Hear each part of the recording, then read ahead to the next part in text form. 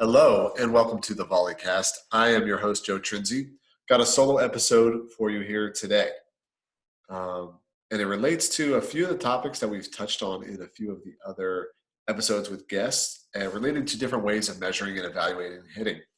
So I did get a couple questions about this and just kind of wanted to put them all together and just kind of share about a quick little 10-minute rundown of a few different ways that you can measure and evaluate hitting, either from a statistical perspective or just kind of with your eye, but just a framework for a few different ways that you can evaluate your hitting.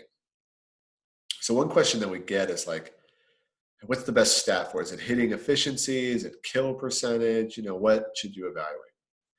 And to some degree, it doesn't matter all that much as long as you have a consistent metric.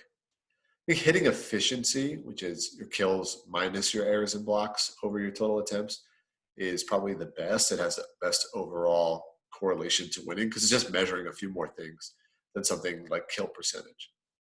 But one of the good things about kill percentage is it's the easiest to understand and relate to your players because the less math that I have to do while I'm playing, the easier it is for me to understand and digest and see in the short term. If I'm going for 50% kill percentage, that's just pretty cut and dry.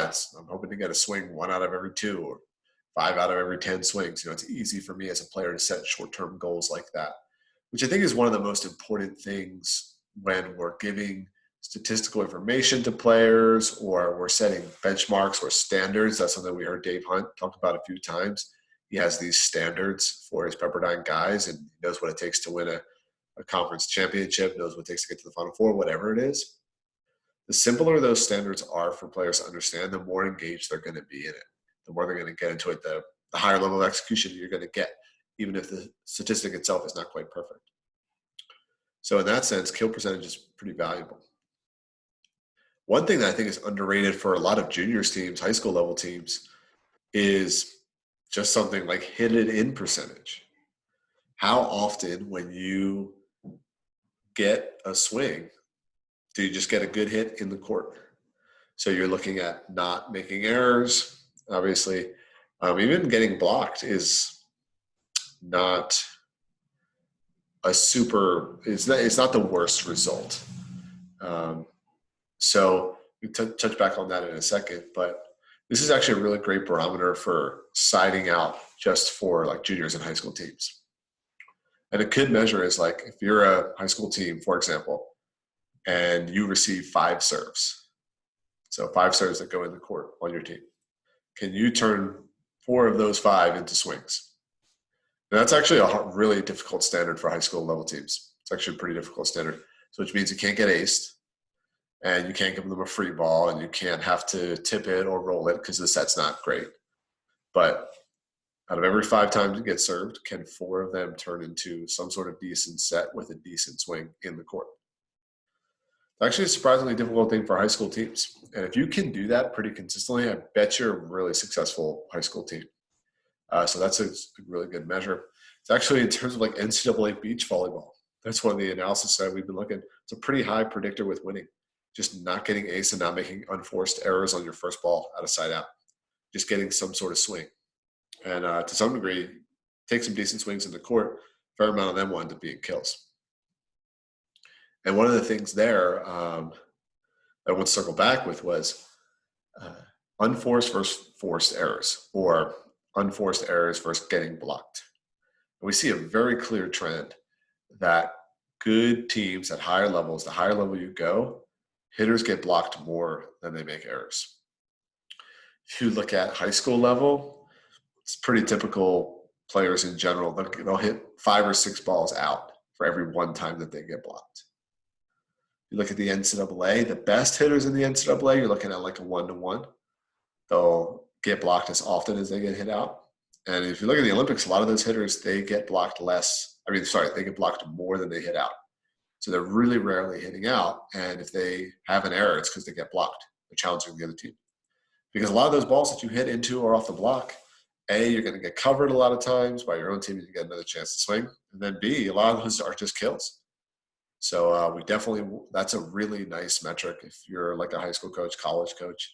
And just take a look at how, for some of your hitters, what's their unforced errors, how often they hit out or in the net versus how often they get blocked. And I bet you got some hitters that have an opportunity to attack the other team's block and make them work a little bit more. Another thing that we've touched on a few times is this idea of like measuring in system versus out of system. So now we're not just looking at our overall ability to attack, but we're parsing it out in a little bit and giving us just a little bit more idea of where our strengths and weaknesses are. Because that's what the most important thing about recording some of these statistics is. If it doesn't give you an idea of what you're going to then work on in practice or feedback that you're going to give to your players, like it's great to just be like, hey, here's your hitting efficiency, do better. But that's not really that helpful for a player. But if you can say, okay, here's your relative strength, is it in system or is it out of system hitting or this situation? Okay, we're going to spend a little more time in that situation in practice to spend a little more effort. Let's try to refine that.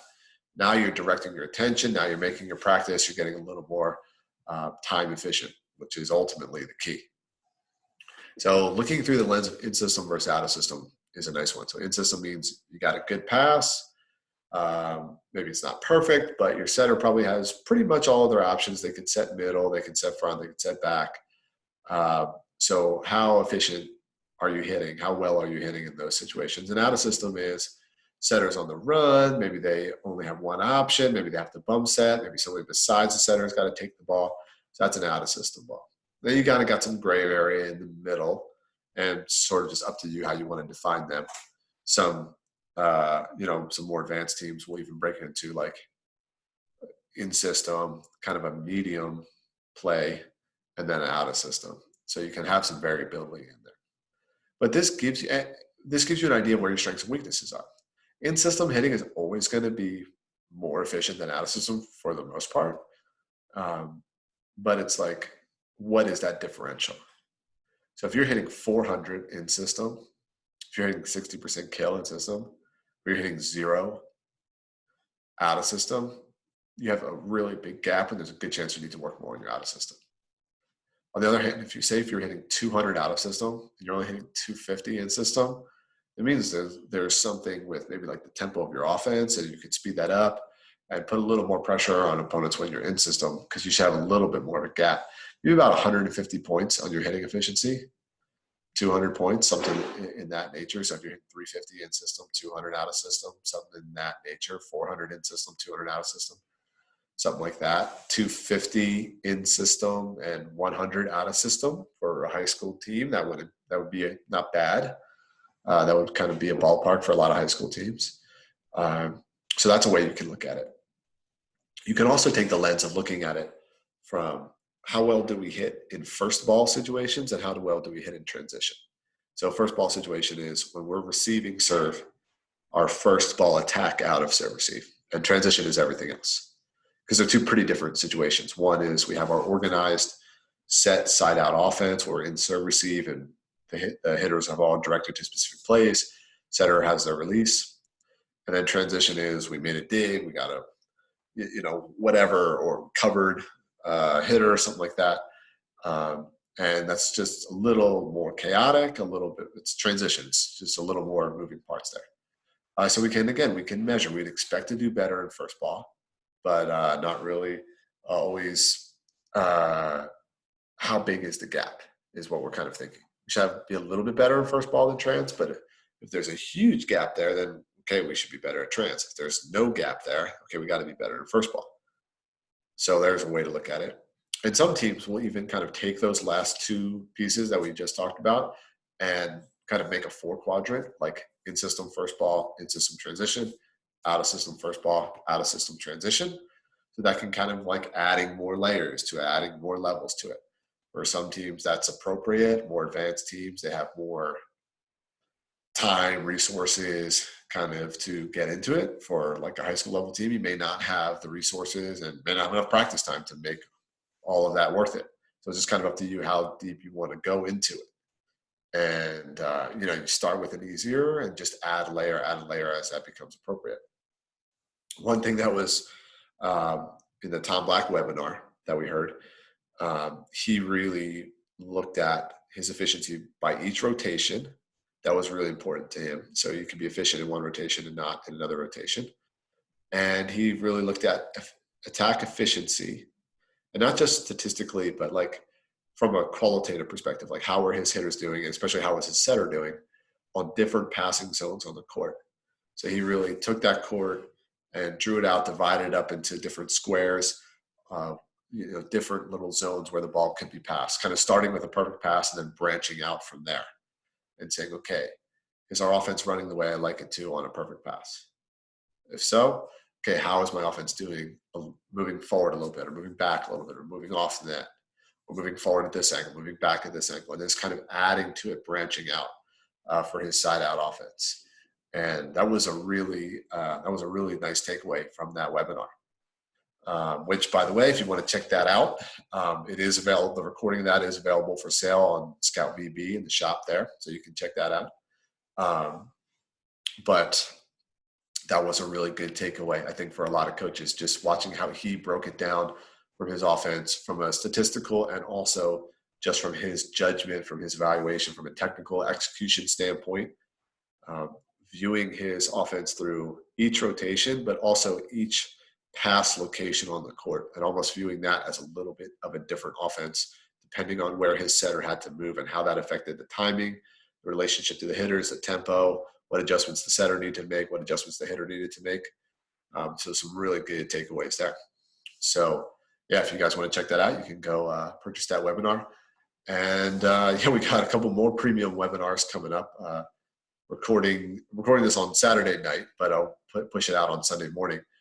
So today, if you're listening to this, doing the premium webinar with Jeff Liu. So we're going to really dive into statistics and data and analytics with that. Jeff Liu, current technical coordinator for USA National Team, guy I've known for a while. So we're going to nerd out on some stats and some analytics there. That'll be cool.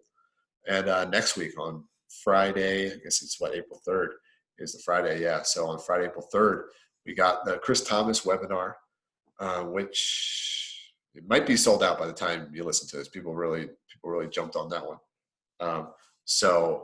But might be a spot. It might be worth checking it out. There's a spot or two left if you go on the Scout VB shop, and that's going to be all setting. So Chris is a really good setting coach. He's got a lot of great knowledge. He was obviously a great setter as a player, and he's mentored some really good setters as a coach. And he's going to really dive into how he trains setting. So not just sort of the tactical offense, which is a lot of what we looked at with Tom. So that was a kind of a tactical offense, setters and hitters. So Chris is going to really just dive into setters. So it's going to have the tactical element, but then also a lot of like the fundamental training, how he runs setter tutor, what technique he's looking for, like what he's looking for when he's recruiting setters, all that kind of stuff. So that's our premium webinar that's going to be going on next week. So if you're interested in that, check it out or drop me a line, and we'll go from there. And just let me know. You can tweet at the Volleycast or shoot me an email, joetrinzi@gmail.com. And just kind of let me know what else you're thinking about in terms of measuring hitting, what situations you're looking at. And is there anything else that I didn't cover here that you were wondering about, or some other skills or something like that you want to hear me kind of just lay out some of these kind of ways to view your skills. Okay, hope this helps, and thanks for listening to the Volleycast.